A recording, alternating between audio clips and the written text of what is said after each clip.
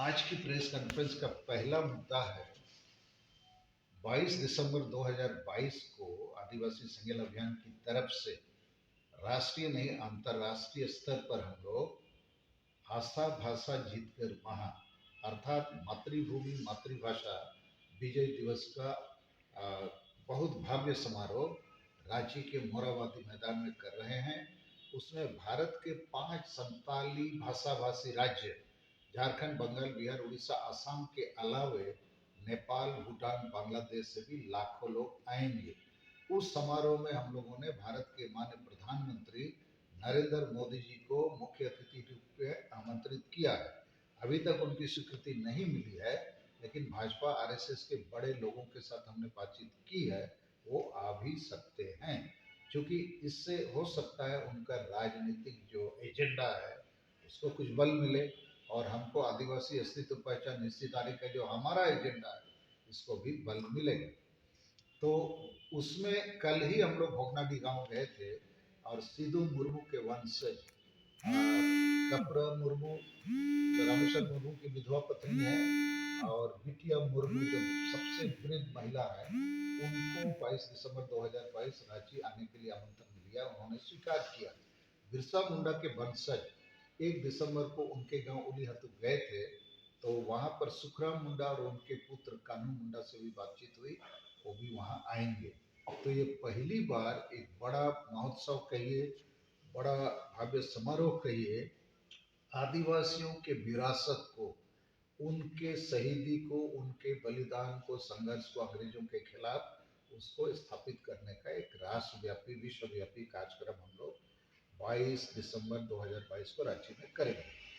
दूसरा विषय हमारा है कि पूरे संताल परगना में जो माझी परगना व्यवस्था है, परगनायत व्यवस्था, जिसको हम अंग्रेजी में कह सकते हैं ट्राइबल सेल्फ रूल सिस्टम, ये बिल्कुल अप्रजातांत्रिक चल रहा है और बिल्कुल संविधान कानून मानवाधिकारों के खिलाफ है। ये जितने माझी परगना हैं यहाँ, जिसको पट्टाधारी बोला जाता है, ये संविधान कानून मानवाधिकार के खिलाफ काम कर रहे हैं। इनको गांव के सभी लोगों की सहमति की बजाय, जैसे राजा का बेटा राजा बनता है, माझी हड़म का बेटा माझी हड़म बन रहा है। तो अधिकांश क्या 99% माझी हड़म अनपढ़ होते हैं, पियक्कड़ होते हैं, संविधान कानून कुछ नहीं जानते, लोगों को डांडो माने जुर्माना लगाते हैं, सामाजिक बहिष्कार करते हैं, डायन के रूप में, डायन के नाम पर निर्दोष आदिवासी महिलाओं को मारते हैं। तो इसको अविलंब रोकने की जरूरत है और इसके लिए कल हमारे आदिवासी संगठन अभियान के जोनल हेड है अमर मरांडी और युवा हेड है हम लोग के विनोद मुर्मू और यहाँ पर कमिश्नर मुर्मू हमारे आदिवासी संगठन अभियान के संताल परगना अध्यक्ष और बहुत सारे नेता हैं। इन लोग कल संताल परगना कमिश्नरी के कमिश्नर को ज्ञापन देंगे कि इनको अविलंब बर्खास्त किया जाए और ट्राइबल सेल्फ रूल सिस्टम में सुधार लाने के लिए हर गांव के सभी स्त्री पुरुष बैठ के माझी हड़म का चयन करेंगे। ये वंशानुगत जो हो रहा है ये बिल्कुल अप्रजातांत्रिक है, भारत के संविधान के खिलाफ है। दूसरा, इनको किसी को दंडित करना, जुर्माना लगाना और जुर्माना के पैसे को हड़िया दारू चखना पीना नाचना गाना, ये सब बिल्कुल अमानवीय काम है।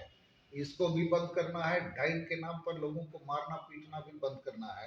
तो अभी तक हमारा ये जो जिला पुलिस प्रशासन है, इसके ऊपर भी आरोप है कि ये लोग संविधान के खिलाफ काम कर रहे हैं। अर्थात बहुत जगह माझी हड़म मर जाता है तो उसके अवयस्क बच्चे को भी लोग माझी हड़म का नियुक्ति देते हैं।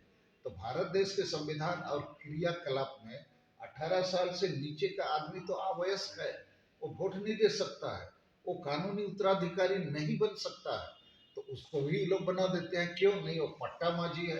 अरे पट्टा जट्टा क्या चीज है यार, भारत देश संविधान और कानून से चलेगा। उसी प्रकार बहुत गांव में जो आदिवासी संताल ईसाई बन गया, वो लोग भी माझी हड़म बना हुआ है, वो लोग भी पुजारी माने नाइके हड़म बना हुआ है।